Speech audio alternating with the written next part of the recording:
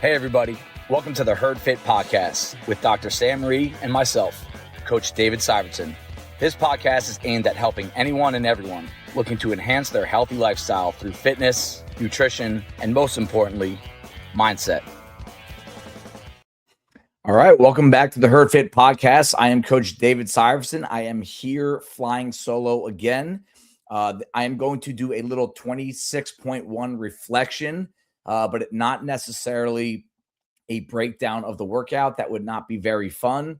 I've had a lot of thoughts running through my head. I always do this time of year, and I like to share them in the effort of what Herd Fit Podcast, the reason why it was created about 5 years ago, was just to help you guys with perspectives and maybe helping you out with your own thoughts and some even physical advice in regard to CrossFit, health, fitness, but especially this time of year, the CrossFit Open.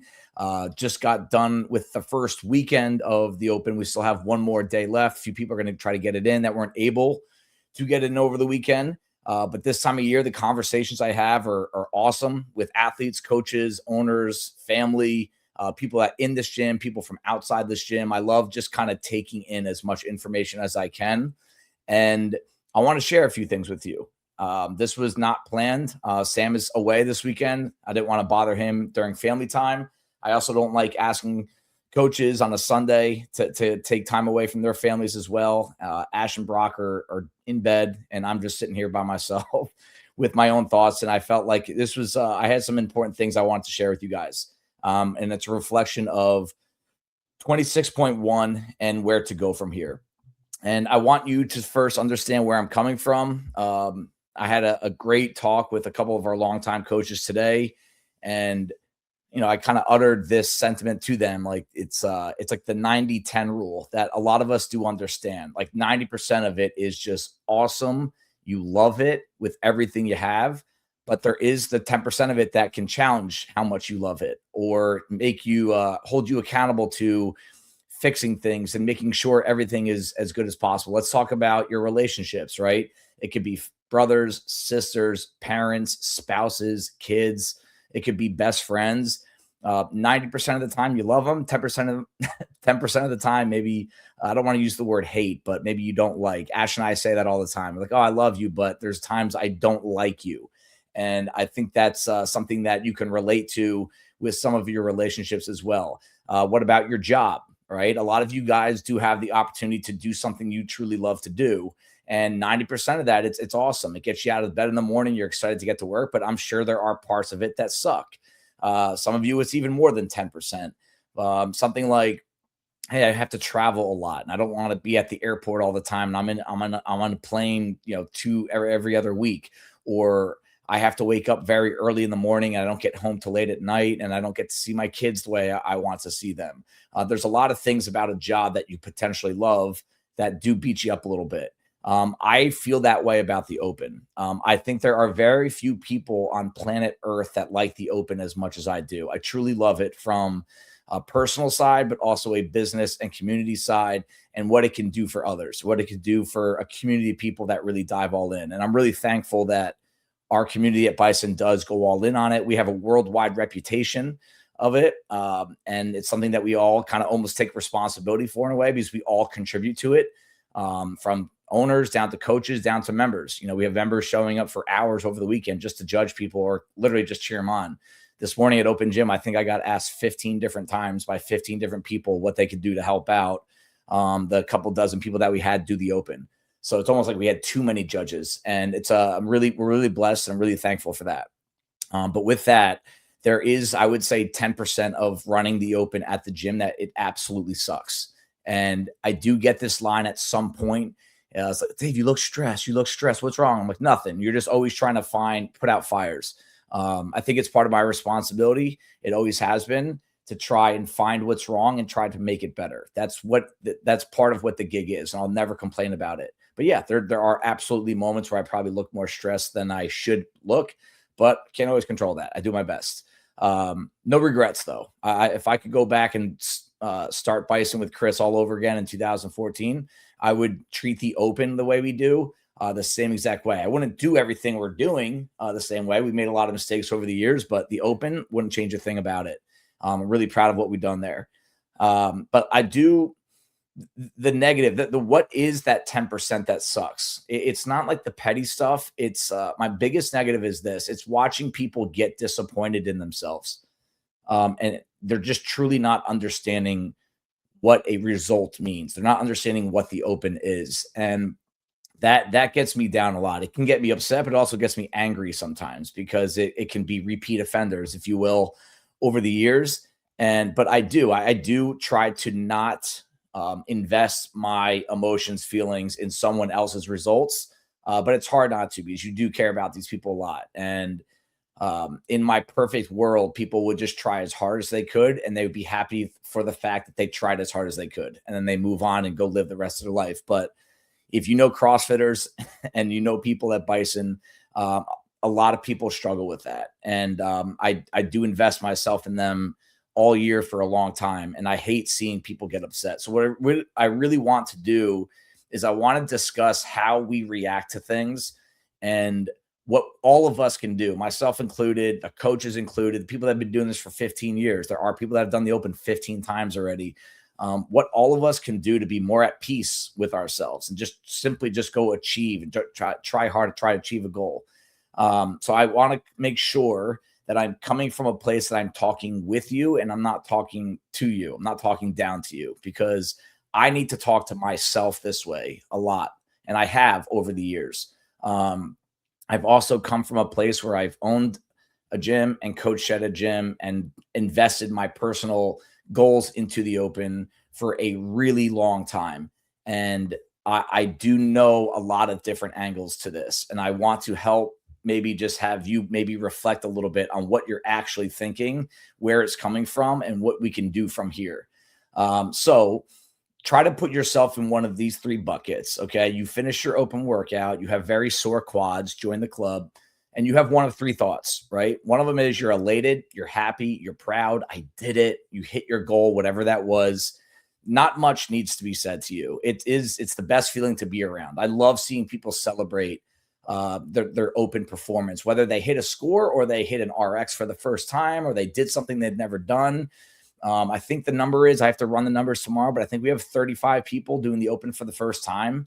And most of them that I've talked to are like, they felt like they did something. And you guys all know what that feels like. They really like accomplished and put themselves into something. It's the best feeling to be around. It's great contagious energy there. With that said, I would say don't get comfortable. Comfortable, and whenever, from my experience, people that get way comfortable are the ones that really start to regress. So be proud, but at some point in the coming days, put it behind you because you still have two left to go. The number two person, this is probably the most common. The highest number of people are in bucket number two. And it's like, hey, whatever. Like, I did what I could. I don't really think about it. I just showed up, did the workout, and I went on and lived my life. And these are the lowest maintenance people in the gym. Some gym owners would say that these are their favorite athletes in the gym. We get that all the time. Who your favorite athletes are? You favor these people, blah, blah, blah. If there is one, it's one that doesn't create any drama. They just show up, they do the work, they work as hard as they can. They come back on Monday and start working out for the rest of the week. And I do think most people have this approach, and it has nothing to do with not caring or caring less than other people. They don't let the result get a hold of them. They're in the process. They did their thing. They worked hard. They did it right. They did their judging. They wore the color, their team color, and they went home. Number three is really what I want to spend some time reflecting on. And it's bucket number three is you're upset, you're dejected, you're beating yourself up. And I think this is where like we have to have some real honest conversations.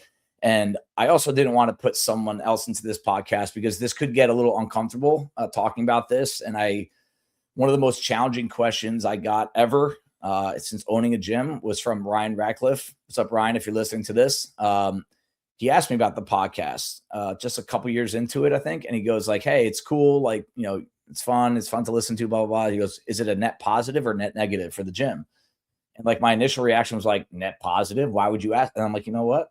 It's actually a good question because there are things that you talk about that it can trigger someone, or you get the proverbial inevitable text, like, who are you talking about when you're talking about this? And it's unfortunate. We had to talk about real life situations, and most of the stories do involve real life people, and you don't want to put names into a podcast without their permission. So you just say people or someone and all that stuff. But I've reflected on that a lot. And I do, obviously, we're still putting out episodes, and I do think it is net positive, but I do think there are some negatives to it. And some of these things that this is going to be an example of this episode, someone's going to get triggered by it. And because people get triggered easily in the world we live in now. And instead of getting angry or upset or angry at me, just know that I'm coming from that place where I have talked I have talked to myself this way in the past, and I'll give some examples if I need to, if I'm not being clear enough later on. But if you're someone that is like just overly upset, like you can't get this thought out of your head that you should have done better, you could have done better, and you're just not thinking highly of yourself for A, signing up, B, doing it, and C, trying really hard. I mean, those are things that I know it gets corny to hear, but that's very admirable. If you showed up and tried as hard as you could, that's admirable. Most people don't do that. Yes, in your gym they do, but most people in the world, they can't handle that. They're not humble enough to go and put themselves out there, and you are. So let's talk about some reality checks here. Could you have done better in 26.1? And let's try to relate this to the next 2 weeks, okay? Could you have done better in 26.1? The answer is almost always yes. No doubt about it. You and everyone else could have done better in 26.1 than what the score that you're putting into the site, that first workout. You could have done better. And this is not I believe in you. Like, I factually would put money on the fact that after you could feel your quads, please let me know when that happens, by the way, because I can't feel mine still. But when you are recovered, if I program this workout next Tuesday, I promise I won't, and we had your score and we wrote out a strategy, you would get a better score. Does that mean you're fitter than the first time you did it? No, you just had some experience. You know where the breaking points are. You can suck it up a little bit. You know where to push a little bit more, and your score would be better. 100%. So yeah, if you're listening to this and you did 26.1, I think you could have done better, and you would do better if we did it again. Okay. If you really want to know what I feel about repeat workouts, I did a great episode. I think it was with Sam. I don't know if we had one on, but I remember him being in the room. This was season 5, episode 143. If you want to search it by date, it's March 11, 2024. And I didn't listen to it again. That's almost 2 years ago. And I can guarantee you how I talked about it in there and how we talk about it with Sam, it's exactly how we feel now. Or I should say, I don't want to speak for him. That's how I feel about it. It's been the same way I've thought about repeating workouts since I started CrossFit. So it's like been my same opinion for 12 years. And I have good thoughts and bad thoughts about repeating workouts. Here's the number one question I want to ask you about repeating. Okay. Why? Why do you want to repeat it? You don't have to tell anyone, but you do have to do this. You have to be fully honest. I'm going to give you 3 options here. Be fully honest with yourself. If you can't be honest with yourself, you have bigger problems than sore quads. Okay. Here's the question. Why do you want to repeat the workout? Option 1, you want to see what you are capable of. You want to prove it to yourself. That's what most people will say. It's like, oh, I just know, like, I'm fitter than that number. I'm fitter than that result. I can do better. And I just want to have that score next to my name because I know I can do it. And I want to prove it to myself. That's usually the answer that you'll get back. Number 2, I haven't heard this, but I have heard this a few times. I have not heard this often, but I have heard it a few times. It was a fun workout and I just want to do it again.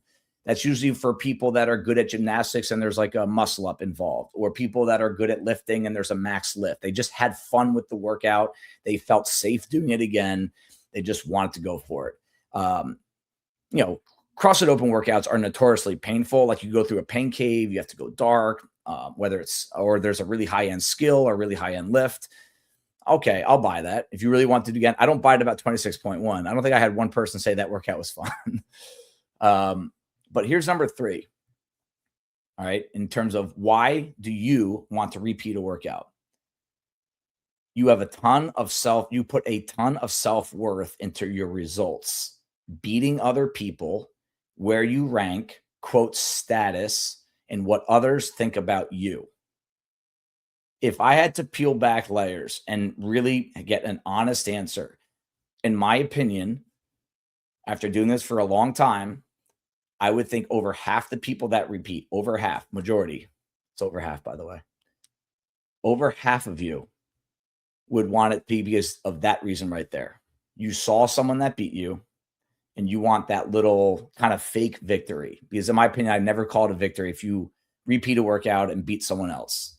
Like that's really, there's no part of that screams win to me. You know, it's like losing a game or a competition somewhere and getting a redo without the person getting to prepare for it or do themselves. Like it's just not a win. But on the leaderboard, it is. When you submit that score, it is. And I have problems with that. I do. I'm all about competing.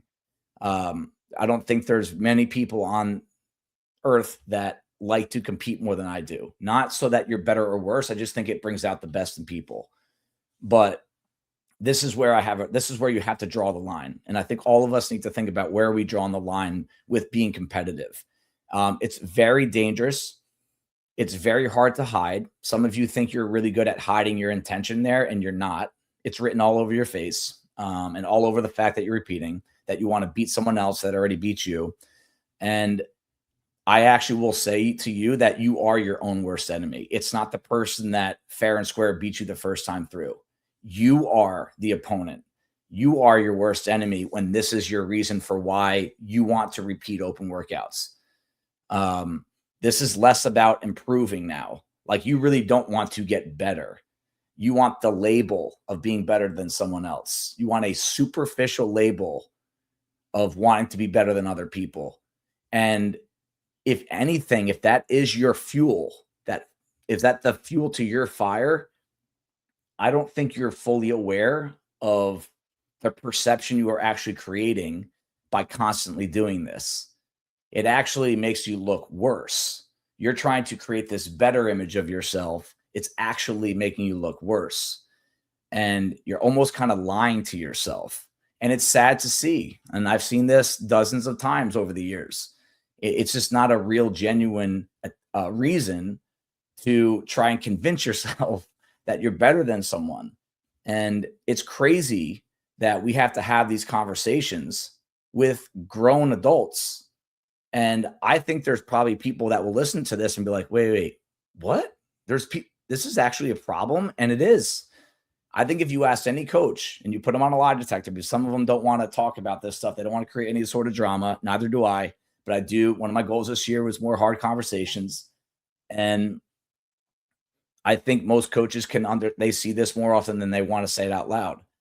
It's like you can tell there's people that their entire self-esteem is based on where they rank in a workout. And it's sad. It sounds silly, but it's sad. It's true.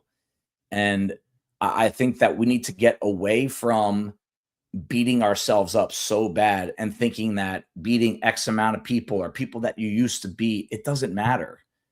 And I know it matters to you, but to quote Rafi, you're the most important person in your movie, but you're not even in the subcast of most other people, especially in this regard.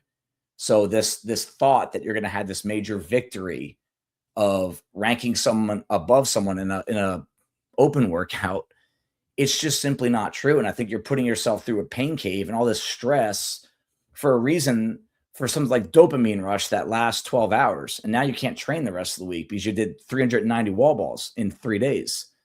And you have to ask yourself, is that making you better? So I want us to think about, why are we thinking this way about ourselves? Is it, again, I'll go circle back. Is it you just did not hit what you thought you were capable of? Or, hey, I want to do this workout because it's fun? Or because, worst case scenario, you have a hard time believing that someone fair and square beat you in a certain workout. And the more time we spend thinking about what other people are doing, the worse you become. There are some surprising names from your perspective on the leaderboard right now, some of their scores. But what you don't do, what you have not done for the last 8 to 9 months, is pay attention to what they're doing day in, day out, like a coach does, or someone that really looks at results and watches people, how they move and what they're doing. And coming from a perspective where that's what I do for a living, look at results, look at movement, study patterns, all that stuff. You just don't have enough information to have a credible opinion on that. So I want to challenge you to remove yourself from constantly thinking about, hey, I'm better than that person. They shouldn't beat me in the open workout. You don't know enough. And I think that the more you think like that, the worse you become, the worse you're actually trying to get better for yourself. So what can we learn from 26.1 and take with us for 26.2 and the rest of the open? So now that you're one of those three people of why you repeat workouts, or one of those three people in terms of what you're thinking after your open workout. Let's put that in the rearview mirror now. What can we learn from how we acted, what we thought about in 26.1 and take with us for the rest of the open? Okay. What if the rule was from now on, and I'll be honest with you guys, I'll be transparent here at Bison. We have thought about making this a hard rule. What if the rule was no repeats? What if we went like, oh my gosh, you guys are control freaks? What if we did that? What if we said no more repeats? You get one shot. What changes about you and your attempt on Friday or Thursday? Or I know some of you do it, wait till Sunday. Does anything change in your head if we said you get one shot at this? Because you want to know what competing is? You want to know what real sport is? You want to know what real athletes do? One shot. That's competing. If you pay attention to sports, guess what? Sometimes things happen that are not fair. Get over it. That's life. Get over it.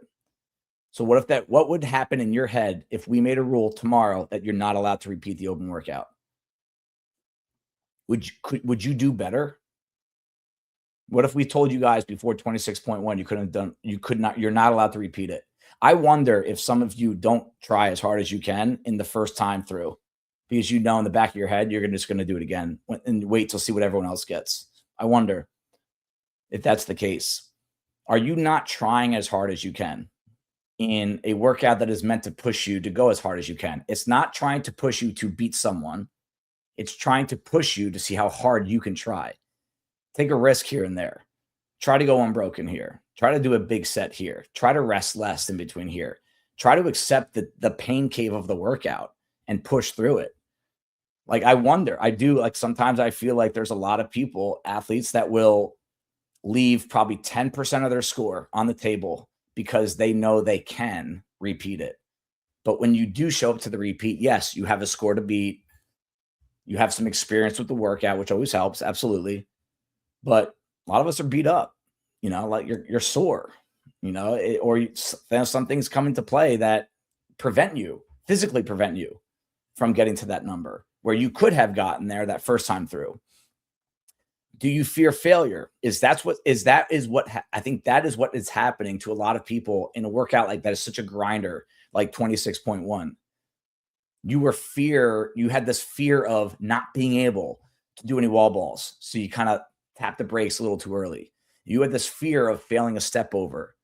So you rested a little bit longer. I wonder if that fear and inability or unwillingness to really push and see what you can do, that is what the open is for. What can you do? And you know that deep down, that. What can you do? That is what I want you to take into the rest of the open. Do not fear failure. Don't leave some in the tank. Just go for it. It's okay to not get what you want. It's not okay to say like, hey, I kind of went like 90% effort because I was too afraid that 100% wasn't going to work out for me. Have we moved the threshold of what real hard work is? We've been around 12 years now. I ask myself this all the time, that, these workouts, whether it's an open workout or just a normal training session, there's a breaking point to most workouts within CrossFit. We get to the point like you hit that struggle point. You either push through it or you don't. You let it overtake you, or you get beat up. You get knocked down. You stand back up. All that good stuff. But to me, I think that there's a threshold a lot of us just don't want to touch anymore, and that's okay. Not a bad person, right? But your scores will follow, and if you train like that throughout the year, your scores are definitely going to follow. And that's quiet. It's like death by a million paper cuts. Right? Just like slowly, you just lose a little bit on that fastball. And then a big test where a workout comes out, you can't just turn it on at that moment. So I wonder if this can really help change your threshold for what working really hard in a workout actually means. It's pushing through that feeling. It's not stopping and thinking negative thoughts as it gets hard. It's pushing through it. To quote Rafi again, what if? What if you push through it? Do you know what's going to happen if you push through it? Do you try? You won't know until you do it. I think a lot of you guys would be really excited and proud of yourself if in this next workout that comes up, you push through those thoughts and say, what if I go try again? What if I try harder? Let's see. I bet you'd be very proud. The best success stories come from getting smacked in the face, taking a wake-up call, and getting back up. Whether it's in CrossFit or anywhere in life, the best success stories come from failure. They don't come from things being good all the time. And I hope that if you do have any negative thoughts, I hope you know there is light at the end of the tunnel and you can prove it a few days from now when 26.2 comes out, 26.3, maybe there's a lift in there as well. So maybe we have 3 workouts left. But it's okay to feel crappy about a result. It absolutely is. But at some point, and I would hopefully think sooner than later, get over it and move on to the next. That was not your first bad workout. You know that. And it's not going to be your last bad workout either. You know that as well. Let's try to build habits of responding to these things. If you got smashed by the workout and you know you could have done better, get over it, move on to the next. Let's go. You can do that. You've done it before. You know you have, whether it's at CrossFit or somewhere else in your life. You know you've overcome adversity like that. So I'll wrap it up with just a couple do's and a couple don'ts. Where we go from here to the rest of the open is do break down what happened mentally and physically in 26.1. Whether you did great or not, break it down. Think about it. You'll take some lessons from there and you'll apply it to future workouts, including 26.2 and 26.3. They'll probably be very different, but you will take lessons from those workouts and you apply it to them. All right. Also, just as important, reflect on your food intake, your hydration, your stress level, your sleep, all these controllables, right? You control what goes into your body between now and the next open workout. For people that really can't recover 3, 4, 5 days later, it's not the workout that beats you up. 100% lifestyle. 100%. If it takes you 5 days to recover from a workout, that's lifestyle. That doesn't mean you worked hard.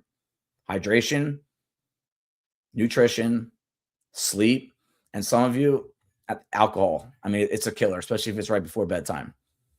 Okay, that is why a lot of us are getting beat up, whether recovery within a workout or days later. Here are the don'ts. Don't do this as we lead up to the rest of the open. And then we're done, okay? Don't make this about outside opinions. They don't matter, okay? Whether you're getting praised or whether you're getting, sometimes you kind of make this up in your head, or whether people are like, oh, you lost it. Oh, did you see what you did? It's not happening. And if it is, they suck. Those people suck. Let them go, okay? Don't make this about outside opinions. I struggle with that a lot. Used to struggle with that a lot more as a gym owner, not necessarily as an athlete. I've lost a little bit off my fastball as an athlete. I'll be the first to say it. It's okay. Don't care what anyone thinks about it. I know what goes into that. I know why. It doesn't matter. No one else needs to know that. But as a business owner, there's certain things like outside opinions every now and then. It's, again, that 90-10 rule. 90% of the things are great. 10% keeps you up at night sometimes. That's life. Try not to let that impact you. Outside opinions about what you're doing workouts mean nothing. Nothing. Okay. Don't look for shortcuts or cheat codes. Don't try to find an easier judge next time. Don't try to short reps next time. Don't try to find different ways. Just be real about it. Those are the results that are going to bring you the most fulfillment, the ones that are real. Even if it's not the result you want, that's something that you earned. The ones that you don't earn, the ones that you cheat on, you found shortcuts to, it's not going to do for you what you think it's going to do for you. Short-term gratification, long-term misery. And most importantly, don't beat yourself up after a bad workout. We all have them. We have a woman from our gym, Amy. She's got like a top 40 score in the world. I don't think some of you guys realize perspective, how like unbelievably rare that is. I think last time I checked, she was the #1 master score among females in the world. I've seen Amy have a lot of bad workouts over the years, a lot. And she gets upset too. You might not always see it, but you know what she always does? Next day, she's back in there grinding. It's not 3 days later. I would even say for her, it's not even 24 hours later. And I think that's part of why she has a lot of success with that stuff. So I really hope you guys don't beat yourself up if you're walking away from 26.1, or in some cases crawling away from 26.1 over a bad result. You're better than that. I already know you are. I said it earlier. You could do better than what you did in 26.1. I know you can. It's okay.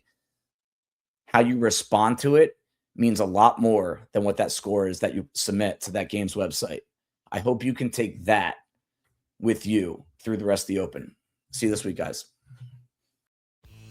Thank you, everybody, for taking the time out of your day to listen to the Herd Fit podcast. Be on the lookout for next week's episode.